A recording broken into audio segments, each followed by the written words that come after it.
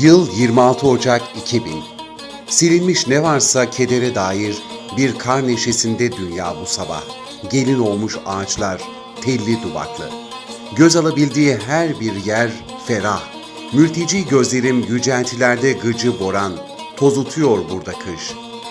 Nazlı akşamlarda, ulu seherlerde, vadilerde tavşan avı başlamış. Yeni makamlara hazırlanıyor hep aynı nameyle şakıyan kuşlar.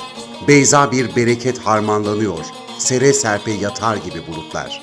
Çocukların gözlerinde yıldızlar, yaşama sevinci kuşanmış gibi kar topu tadında oğlanlar, kızlar. Şükür sana, yerin göğün sahibi.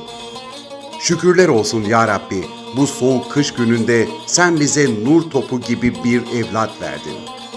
Hoş geldin bebeğimiz, hoş geldin dünyaya biricik oğlumuz, Danyalımız. Annen Nurdane, baban Hikmet. Doğum günün kutlu olsun, aramıza hoş geldin.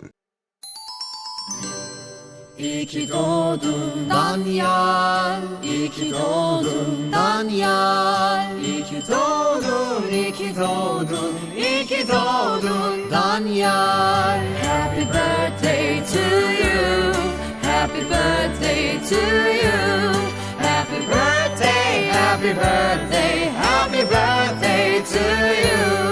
Mutlu yıllar sana, mutlu yıllar sana. Mutlu yıllar, iyi ki doğdun Danyal.